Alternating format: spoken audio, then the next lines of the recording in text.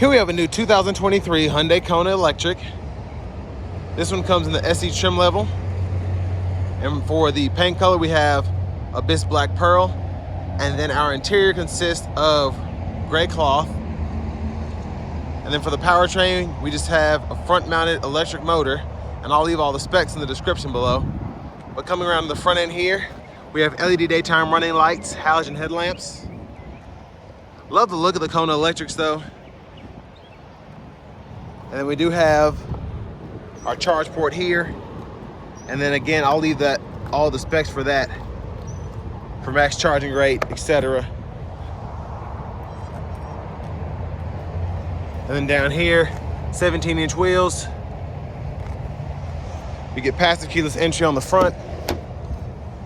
And then we have our power mirror controls. They're off now. You can set it to right or left and then adjust using this dial here. Power door lock controls are here. Window lock. And then we have one-touch automatic up and down windows for the front, regular power windows for the back. Bottle holder there, small storage. Gauge cluster brightness here. And then we can set the charge port to auto. And then traction control toggle. We'll pop the front and then manual tilt telescope steering wheel. And there's our power driver seat with two-way power lumbar support. But I have that seat up front adjusted snugly for someone of my size, being 6'3" with longer legs. So I'm just gonna show you a quick sneak peek of that leg room. So not the greatest, but you can fit your kids back here more times than not. USB-A charge port, little storage pocket. We do get the center seat that folds down. Cup holders are here. And then we do have the regular light bulbs there and the dome lights and grab handle. We could probably hang a hook on that hanger hook there. But huge shout out to Hyundai of Cool Springs for allowing me to review this car today. I'll leave a link below to it as well as their entire inventory in the description below. But just a quick look at the window sticker here. And I did a review on a limited earlier on in the year, and this one's only at $35,435. That one was quite a bit more expensive, like 7 or 8 grand. And you get about 258 miles on a full charge here, same as that one. So to me, this is the better buy, just because paying another $8,000 for stuff that you don't necessarily need, just feel like this is better, especially if you're on a budget. Otherwise, I'd get an Ioniq 5. But we have wheel locks, first aid kit underneath there, and then charger and tire inflator kit right in there. I'll fix all that later. But coming around to the rear passenger side, if you ever want to fold these seats flat, pull up here. And then when the seat's up far enough, they'll fold flat. You can run longer objects from the back to the front, and then pretty easy to just slap it back into place. And then I almost forgot to mention, we just get the netted cargo pocket on the right side. Then we have a 6-way manual front passenger seat here. But again, I will say for the money, you get quite a bit, especially to be under $36,000 for an electric vehicle that's getting 258 miles on a charge. So there's certainly a market for a vehicle like this. Specifically, if you're driving by yourself, maybe just have a kid and you need room for a car seat. But there's that front mounted motor there.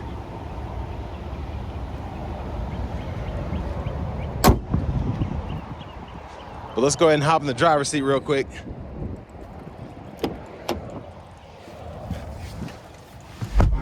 So we do get a vinyl wrap steering wheel here, so not the most luxurious, but still feels all right. Now to the radio, I do like that we get our FM, XM, as well as AM radio. Then we can go through the bands here and set up our presets on that left side. And then the EV mode, you can go ahead and take a look at battery level, charge management, eco drive, and all of that. But I love how simplistic the screen is. On top of having the radio bands, those three, you get AM, FM, XM, Bluetooth audio, then you also get wired Apple CarPlay, Android Auto. And your climate controls would be right here. And you can see that there, but you actually adjust it down here, so you can adjust your fan speed here, set your auto mode there, and then to turn that off, you adjust the fan speed. AC toggle, you can decide where the airflow is going there, and then you can adjust temperature here, set it to driver only there. And then you can hit that climate button, it'll pull up that same thing, so you can actually see what's going on. And then you do have a heat toggle here, which I like. And then for the settings, you just go in here, you can hit that setup button, you have your shortcuts down here, so favorite setup. But sound, you can go in there and adjust that position, as well as treble, bass, mid-range. And then you also have the option to toggle your date and time, language right in there.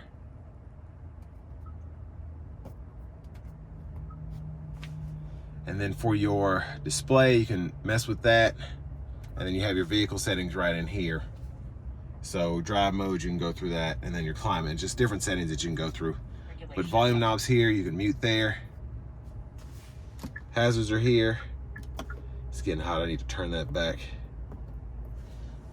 And then backup camera right in there. Guidelines follow you if you turn the steering wheel. But you have storage in here, USB charge port, then you have tons of space to put your phone while it's charging. I'd recommend getting a shorter cord though. And then for the shifter, press P for park, N for neutral, R for reverse, D for drive. Love how easy this is, just makes a lot of sense. And then your electronic parking brake, pull up to engage, hit the brake, press down to disengage. And then we have 3-stage heated seats for the driver, front passenger, automatic brake hold here. And then you can go through your drive modes, Eco, Normal, and Sport. And then you can hold that drive mode button, and then you have your Eco Plus. And then pretty nice size storage for this kind of car. Sunglass holder here. And there's a view of the back seat from up here. And then blinkers, headlamp controls, those are your high beams. Turn those off by pulling up, and you can flash as well. And then auto off corners. And then to the right side of the steering wheel, you do have your windshield wiper control. So one time, intermittent, low, high, adjust your intermittent here, then your rear wiper here, pull back for rear wiper fluid, push up for front wiper fluid. Your regenerative braking is going to be these paddle shifters behind, so you can maximize there or minimize here. And then over here, you can use this mode button to go through your audio settings. So depending on what you have set up, you can have it go through FM, XM, and Bluetooth, or if you want to go through everything or just one, you could do that. And then volume controls here, click that to mute, go through your track list or radio station presets using this. And then you have your Bluetooth button, favorites.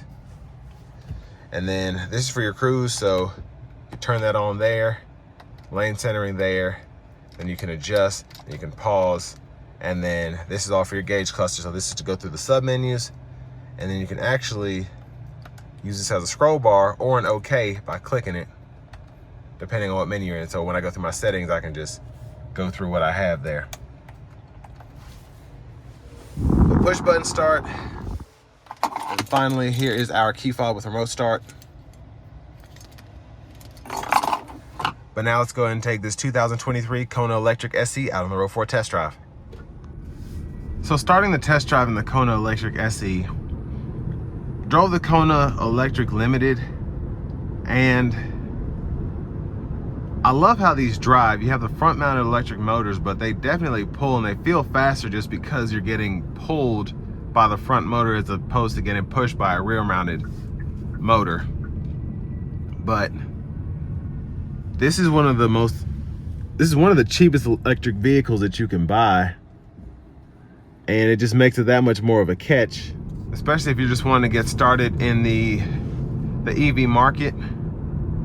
You're not necessarily wanting to go in head first and spend 55, 60 grand to get something that you don't even know you're going to keep. And then especially as certain EVs have depreciated tremendously over the past few weeks, again, this is definitely a good way to get started and not lose 20 grand on your vehicle purchase. But I like the Kona because it is pretty much a competitor for the Leaf. For someone who's looking for a budget EV, they drive maybe 30, 40 miles a day, and they just want a car that they don't have to put gas in every so often.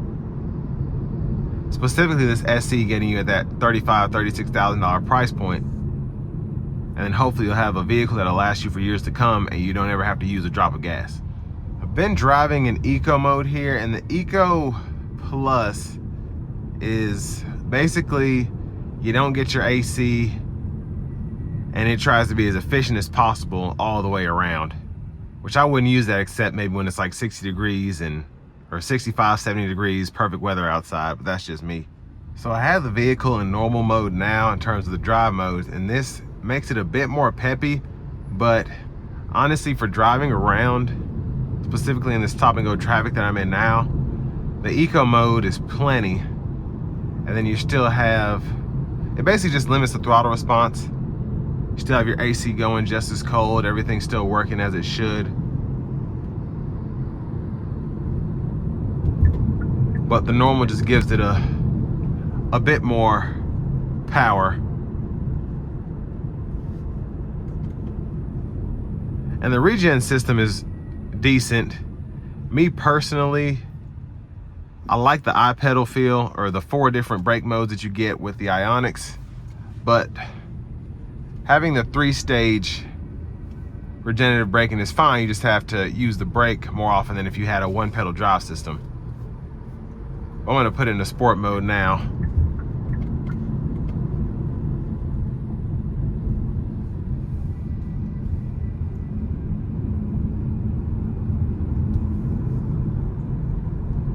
And I will say the paddle shifters are pretty fun, even though it's for a regenerative braking system.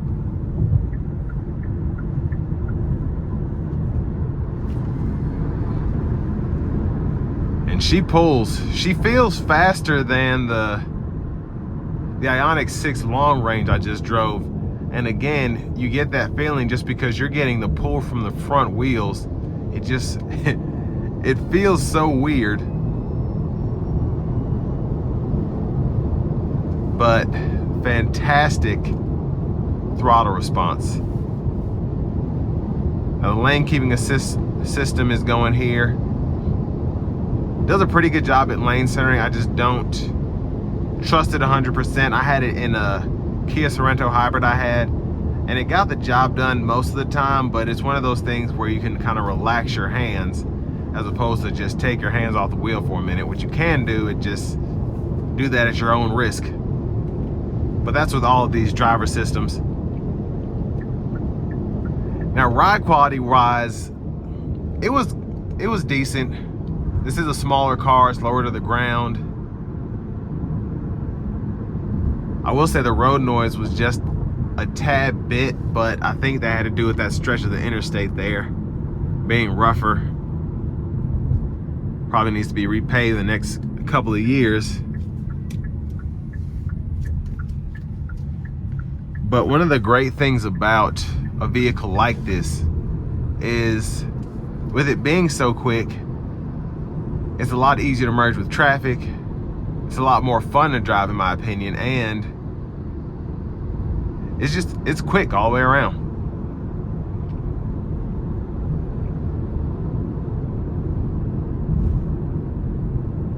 But again, in terms of competitors, the Leaf is probably gonna be one of the biggest. Now, as more manufacturers come out with more EVs, I feel like that'll change, but for right now, that's really the only vehicle that competes with this in terms of price, size, range, and being all electric. But again, for the money, definitely like this option. I feel like for the same amount of money, the Leaf SV Plus, you get a little bit more, but I just feel like this one's faster, more fun to drive, and I just like the looks better as well. But this will bring me to the end of my review of this 2023 Hyundai Kona Electric SE.